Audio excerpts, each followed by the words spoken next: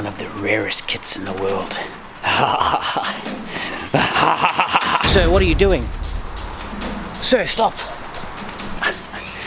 Oh, shit! JDM police, come here! I got you now, there's no way to hide! You thought you could run from me. There's a special place for you, my friend. No, get in there! You'll never take me alive! Shut up! A few moments later. Asshole, time for you to get what you deserve. No! Ow!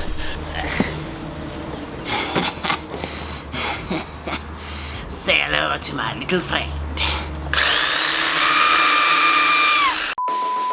And we're back.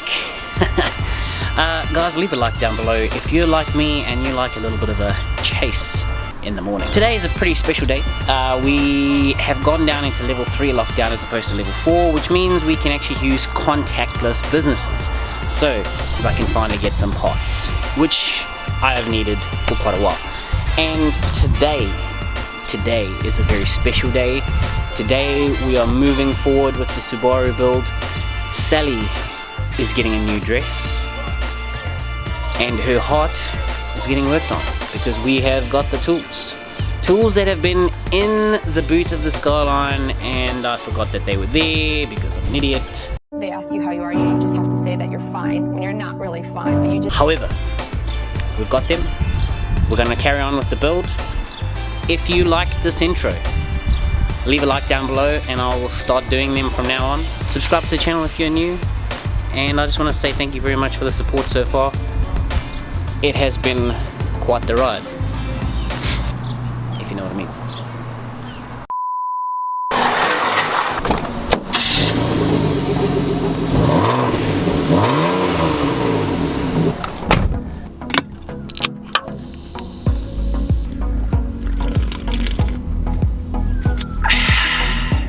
So because of COVID, we have to wear these masks and we have to do contactless pickup, but I have something so cool coming up for the Subaru. Stand by, 2 seconds.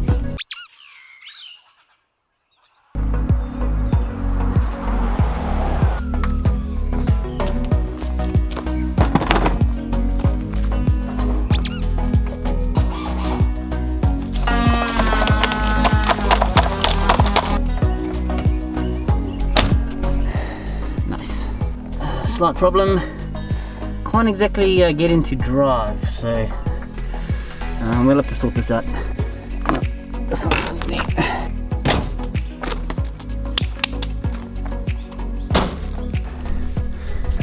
Done.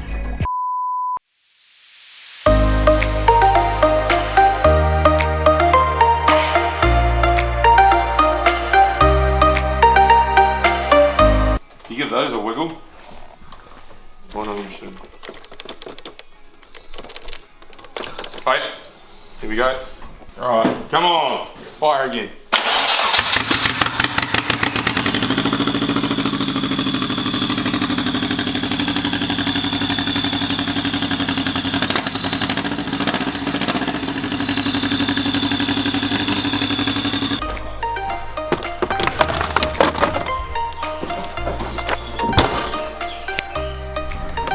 Little bit of a tight fit, but we got what we came here for, and I'm going to show you shortly.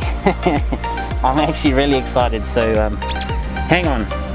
Let's just quickly drive home and then I'll show you what I bought.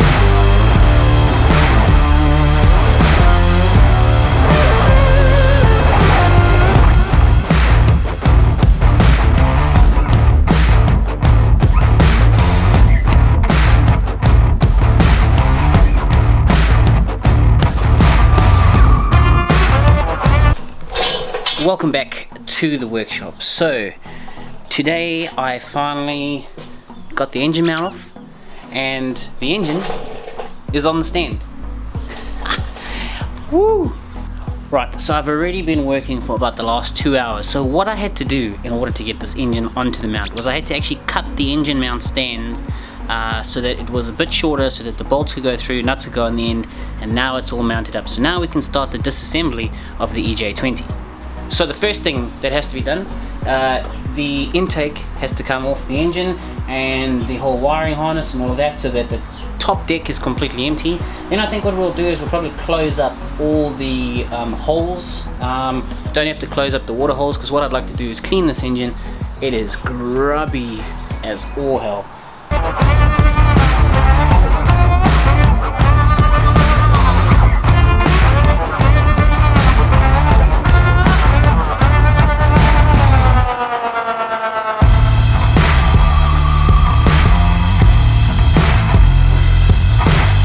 Right, so the intake manifold was just about to come off.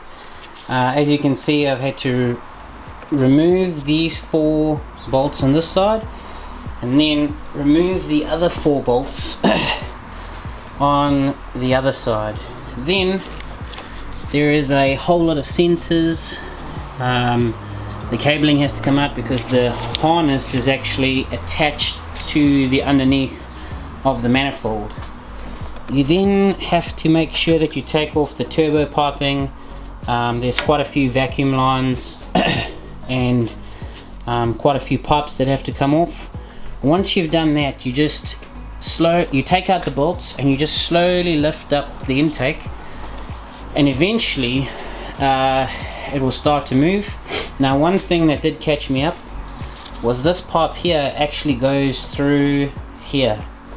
And so you need to actually fold this pipe through or lift it up when you lift up the intake manifold. And then, off she comes. Oh, a few wires catching, but there it is. Intake manifold is out. Thank goodness. Now let's have a look at the intake manifold gaskets and carry on. So, the engine itself, the top of it doesn't look too bad. It's obviously quite dirty, we'll clean that, but this, just look at the gasket on the manifold. That is terrible. Okay, so we don't want any of that to fall into the engine, so we're just going to slowly remove that. There's like these little pins that it slots onto. I'm just going to move that out the way. Take this off here. Wow. Yeet. Right. Let's have a look at this side. So this side looks infinitely better than that side, but still not good. Let's see if we can have a look inside there. Right, so we finally got the head off, taken those gaskets off, had a look inside, and you can see a few shiny bits inside there, which I think could possibly be some of the gasket maker potentially, as this definitely wasn't sealing properly, and I assume from some of the water running around that possibly it got in through the side. I'm not sure. One thing that I was really worried about was the turbo, but as you can see, it actually looks pretty good, and there appears to be no play in the shaft, like at all. Still free tuning, looks real good. That makes me happy. So in a nutshell, when the engine's running, the exhaust gas will go through the exhaust manifold into the turbo. Okay, now inside the hot side of the turbo, inside there, you can see that there is a fan. Now what happens is the exhaust gas flies through that fan, and that fan is designed to extract as much of the exhaust gas as possible and convert it into mechanical energy. In other words, turning that fan. Now how it does that is as the exhaust flows up into the turbo, it restricts the cavity, reducing the area of the space in which that air flows, increases the velocity or increases the speed of that air, meaning that it hits the fan even faster, spinning it faster and faster. So the more power you give, the faster and faster it's going to turn. And that is also due to the volume of air coming through, because essentially your engine is one big air pump. Now that fan in the back is connected to what we call the cold side of the turbo, or the air compressor, by a shaft that runs through the center. And that's why we always talk about shaft play, and you want to make sure that that's running centrally, etc., but that's not what we're talking about. How does this actually work? So because the back one is turning through the exhaust gas, this front one is now turning, but this one is slightly different. Air coming through the front is being sucked through because that compressor is turning. Now how it does that is, this is designed differently to the one in the back. The one in the back is designed to extract as much mechanical energy from that air being forced through it. This one, by turning, is sucking air into it, and this has what we call a centrifugal compressor. So that means that the air going in the front gets forced up, and there are multiple blades actually sitting around the outside, which are shaped in such a way that they throw the air out. The air gets thrown out here, and because the chamber is expanding, the pressure increases. That increased pressure means that there are more molecules of air for a given space. That then comes out of here, which goes into our intercooler, because it'll be very hot air. Hot air is less dense than cold air, so it goes through your intercooler, cools it down, making it even more dense, which then goes into the engine, providing you with more air so that you can put more fuel in, which gives you a bigger bang and more power. I hope that was a good explanation on how turbochargers work. Right, I have run into a slight issue. The engine over here needs to be cleaned before I can continue taking it apart, because I don't want to start cleaning the stuff when there are more holes that I then have to close up, and who knows, I might miss one, get water into an area that's not supposed to. Remember, at the end of the day, this is me as an amateur redoing an engine, so I don't want to mess anything up. So before I actually clean it, I need to tape up all the holes that are currently there. The problem is I don't have the correct tape. So I'm going to end the video here.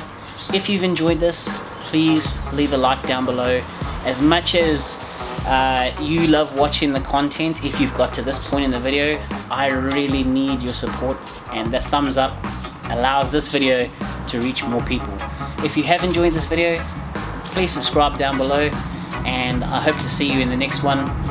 So until then, onwards and upwards.